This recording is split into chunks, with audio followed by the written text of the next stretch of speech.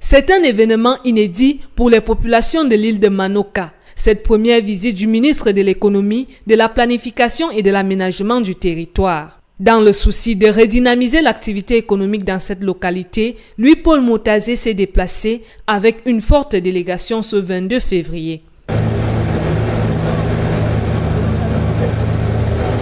Manoka, comme je l'ai dit, a un problème existentiel, c'est-à-dire avec les phénomènes de changement climatique, avec le phénomène du fait que la mangrove est attaquée parce qu'il y a des gens qui coupent le bois pour fumer le poisson, etc. Manoka est menacée. Donc il y a déjà une action à mener. C'est pour ça que je parle de problème existentiel, pour sauver même l'île.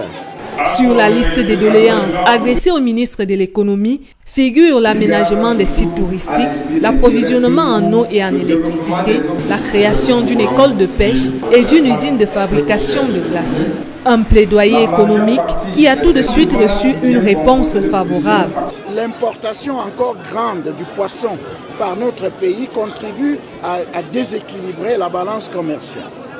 Donc l'activité principale est la pêche. Comment donc faire pour aider les populations de Manoka dans cette activité principale qui est la leur?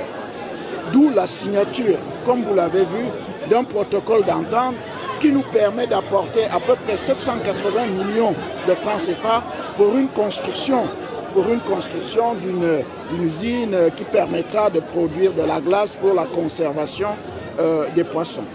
Rappelons que l'arrondissement de Douala 6e est un regroupement de 24 îles situées à près de 40 km du port de Douala. Cette valorisation des ressources naturelles dont elle dispose contribuera à coup sûr à l'essor économique du Cameroun.